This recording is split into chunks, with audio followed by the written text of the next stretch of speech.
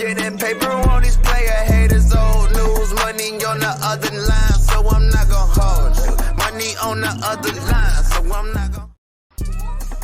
Triple double hat trick, I know the code too.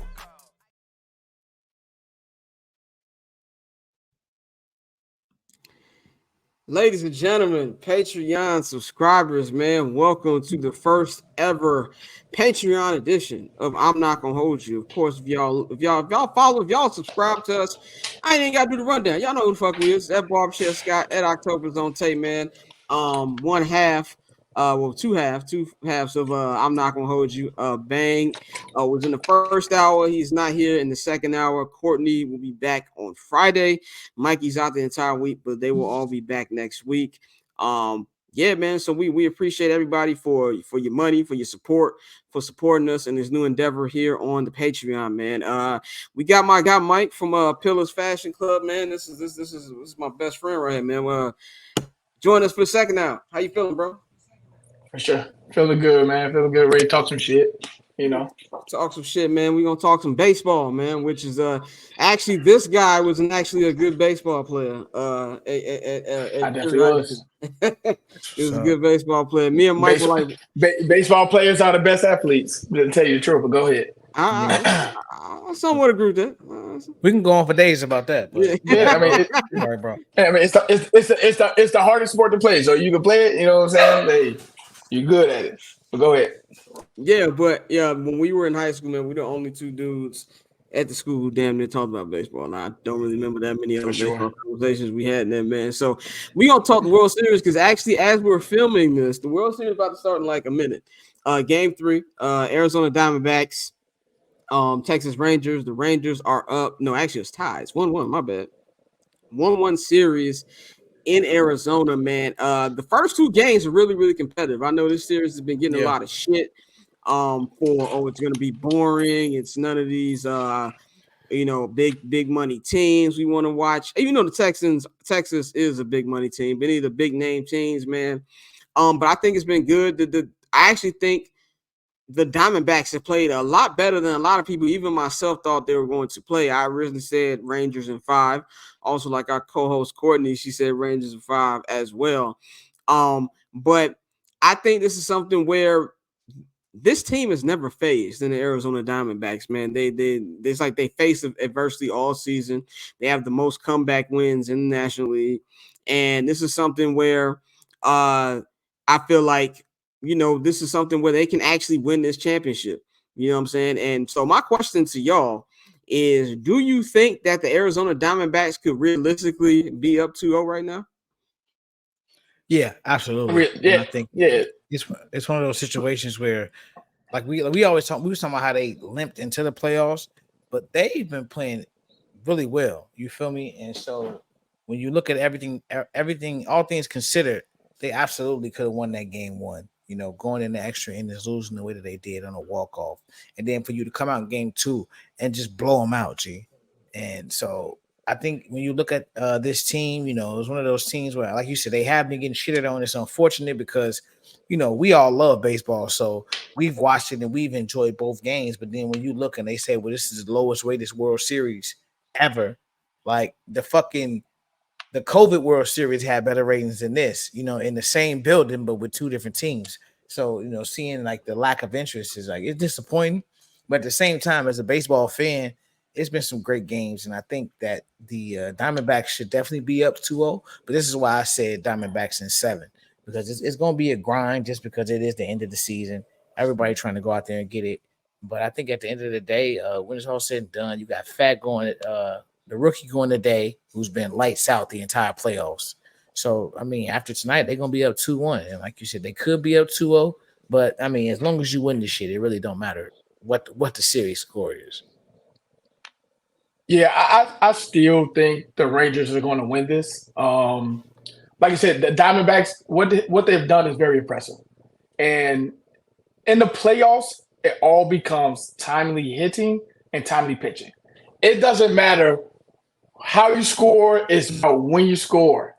And that's what they could look dead for the first 4 innings, and then they have one big inning. You know what I'm saying? Or 2 out, 2 strikes, and they get an RBI coming in. That's the game that they're playing. They don't have nobody that's spectacular. I know Corbin Carroll and stuff like that. I just hated what they did to my Cubs. I think we played them 6 times, 7 times, 6 times, and they won all of them besides one. In every game, the Cubs were leading.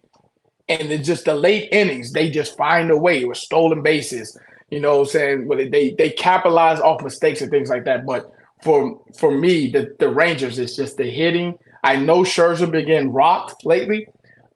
Today, I think he pitches today. It's going to be big. And I usually don't root for the American League team. Like I said, I'm a Chicago Cubs fan, diehard, no matter what. I usually don't root for them. But I kind of feel sorry for the Rangers based off what happened in the 2011 World Series with the Cardinals. Fuck the Cardinals. And David Freese hitting that home run. And, you know, just y'all was one strike away from winning the World Series and things like that. Like, I just think now is a time, and I don't care what no one say. You spend that money, you better fucking win. And this would be their first World Series. Like, you gave Seager this money. You traded for Scherzer, so he's getting paid a lot of money. Like, you got to win. These opportunities doesn't come a lot. It's going to be really tough. I still think the Rangers win this, though. I just think they just got a better overall team. Yeah, I agree with both of y'all. Like, I feel like, you know, the Rangers still win this. I'm switching my prediction from Rangers in 5 to, I'm gonna say, Rangers in 6. I don't think it'll go to full 7, even though it would not 100% shock me if it did go to full 7. Like you said, Mike, when you spend the big money, man, you gotta go out there and win, which is why I feel like a team who jagged the Phillies screwed the pooch, man, with all the money they got on that payroll and, you know, losing the World Series last year and then not even making it this year. Time runs out on you, man. And you see like a young team like the Diamondbacks, I feel like they have that urgency there. Not that the Rangers don't have that urgency, but you got a lot of players on the Rangers who've been there before. Corey Seager's been there before. He won a championship in that building. You got Bruce Bochy, who's the first manager to win 3 different pennants with 3 different teams. So they've been to that. They've been to this type of level of play before, man. So Max Scherzer has a World Series ring. So they have people who've been there. Nobody on the Arizona Diamondbacks has been there. And I think just off that they're going to be a little bit more hungry.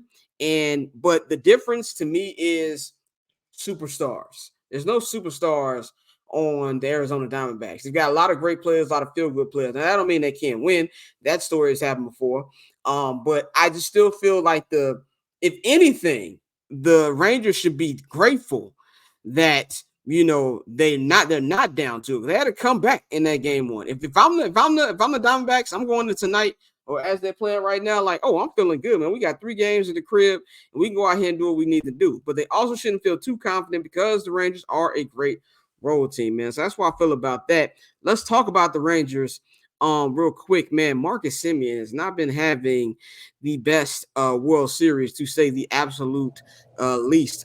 What do y'all think Bruce Bochy should do in this situation if he continues to play as bad as he's played? You know, you don't want a guy who is, you know, at the top of your lineup. You never want the top of your lineup to not get on base. He's not getting on base. What do you do if that changes?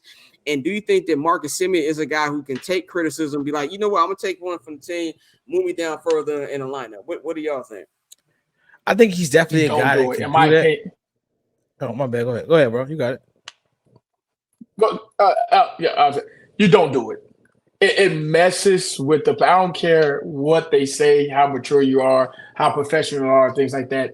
You don't do that on the last, 3-4 games of the year. You know, like – you just got to live and die with it. You don't move him down unless he, you know, they're going to say that to be a part of the team, move me down or don't play me, things like that. You just don't do it, because me playing baseball, when they moved me down, if I'm not doing good or if I didn't come to practice, it was really like, fuck this. You know what I'm saying? You already struggling at the plate, and now moving me down or not playing me is not giving me no type of encouragement. You know, it's not giving me no type of encouragement. All he needs, and based on all it takes, is for that one hit, for that to see that ball go through that infield or over the wall or off the wall, anything. I don't care how you get on base. To see that happen, it gets you back going. So I don't think he should move. Like, just like, you got to live with it. You went this far with it, you got to keep it like this. Yeah, I think it's one of those situations where I wouldn't move him down unless he came to me and said, "Hey, coach, I'm really hurting the team. Put somebody else up there." But like you said, you got to ride with your guy, bro. At the end of the day, you paid this man all that money because you know he's one of the best second basemen in baseball, if not the best second baseman. And just because he's going through a slump at this time, I think it would hurt him, hurt his pride, hurt him as a player more if you say, you know what, you my leadoff hitter, you've been hitting leadoff all season, feel me, set the record from had like the second most RBIs out of the leadoff spot, but fuck it, I'm gonna drop you. No, that's not what you do right now. So I think if you Bochy, a guy who's won a lot of games, done a lot in the game of baseball, you pull your guy to the side, you talk to him, you say, hey man, what's good? What's up with you? You simply let him know, no matter what's going on, your team is still behind you. We still got you. We know you that guy that we signed because you're the best second baseman in baseball. Like you really go and you give him one of those talks on some corny movie shit, but the shit really works in real life when it comes to situations like this in sports. So with Marcus, I think you got to really just let him cook, let him do his thing, but also remind him like, hey, bro, you batting number one in this lineup for a reason. With all the talent we got on this team, we have you setting the tone every day for a reason. So what you going to do? And then you go from there. Yeah, man, I think both of y'all hit the nail on the head, dog. Like, I think that to me, like you said, you ride with your guy. When you ride with your best players, you ride with your primetime players, through the thick and thin, because they're going to produce more times than not. And I feel like unless, like you said, Dante, unless Marcus Semien comes to Bruce Bochy, like, look, I'm fucking up. I don't want to keep, damaging the team by the way I'm playing. Move me a little further down the lineup. Unless he says that, you keep him where he's at, but you do have a talk with him. And I'm pretty sure Bruce Bochy has done this. This is not his first rodeo at all. I do feel like there's been a conversation between the two. And I think that you just need to go out there and hopefully the rest of the team can pick him up to where it doesn't hurt as much. And with a player as great as him, he's not going to slump forever. So I do feel like it's a situation that you pay attention to, but just so far late in the season, I can see if this was like, towards the end of the year, maybe you change your stuff up for the playoff start, right. But you in the playoffs, he's had a good postseason for the most part. You don't give up on him right now. You just have to, I think, just give him encouragement and just really have him, hit his way out of it, man. And that's what I'll say about that. With the World Series, this is a 2-3-2 format, which I hate. I'm glad that the NBA got rid of that bullshit like 10 years ago. I hate it. It's not fair to either team. With the 2-3-2 format, we've got games tonight. We got a game tomorrow. We got a game on Wednesday. My question, I'm going to go to Mike first. What do you think this series is going to look like by the end of Wednesday night? So wait, they play tonight, and the next game they play when?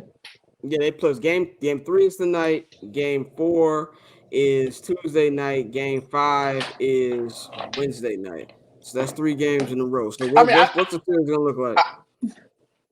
I still think, believe it or not, and I know the Diamondbacks been playing good and it could be 2-0. I still think the Rangers are winning at 5. So I think they'd be up 3-1.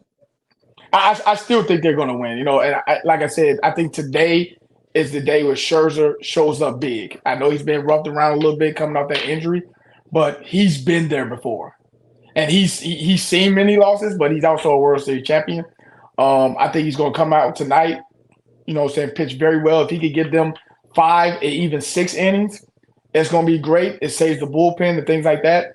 And if they win this and convincingly, I just think they're going to win the next game as well. I think it'll be over after that. So you think this series is coming back to Arlington, Texas? You think I don't think it's, if it goes back to Arlington, Texas, I still think the Rangers are going to win because these hitter ballparks, I'm going with the hitters. Right. Like it's a hitter's ballpark, I'm going with the hitters. You know what I'm saying? And the way Corey Seager, is playing, like you paid him the big bucks. You got Garcia and things like that, which Garcia is a hell of a story, which is crazy. Yeah. You know what I'm saying? But he's playing well now. But I've never been this much faith. Maybe it's the lack of faith I have in the Diamondbacks, but those be the teams that be shocking you. So they probably will shut me the fuck up. Who knows? I'll say this. I think the Rangers bounce back tonight. I think the Rangers get a dub tonight. I do think the Diamondbacks will win a very, very close game in Game 4. In fact, I'm gonna predict the Game 4 goes to extra innings. I think it's gonna be one of those fight, tooth and nail type games. But I do think the Diamondbacks will be able to get a home win on Tuesday. And then I think that the Rangers come back and they win Game 5, and they're gonna head to Globe Life Field on 2 opportunities to win a championship in their home park.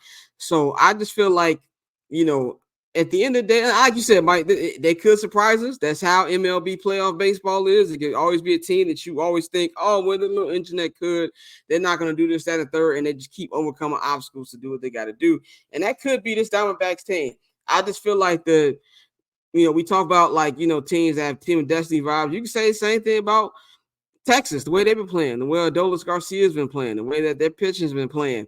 And I just think it's their year, man. So I do feel like this is going to be a series. I think all 3 games will be competitive.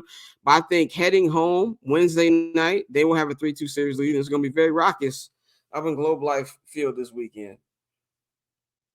Yeah, I can see that. I think, I agree. I think, given the way the playoffs is going, then, like I said, I picked the D-backs in 7. I think it's going to be 7 in dramatic fashion. I think the Rangers are going to go back to Texas up 3-1 up 3-2 with a chance to clinch. And I think the Diamondbacks are going to close it out. So I think, even though they've been at home, we've seen how well the Texas Rangers have played on the road this playoffs.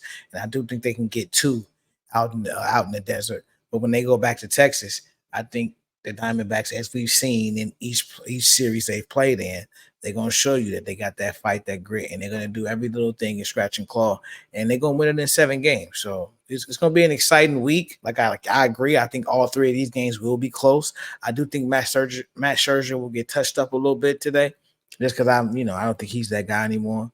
But I think at the end of the day, it's going to go 7. But they're going to go back to Texas. Will go back home 3-2 with a chance to clinch, and that's what's going to make it even more heartbreaking, unfortunately. Like that's the shit we want to see, where a team is up, you're on the verge, you're on the brink, and then y'all blow that shit. Like it's best when it ain't my team. Like I have no dog in this fight, but that's what I think gonna happen.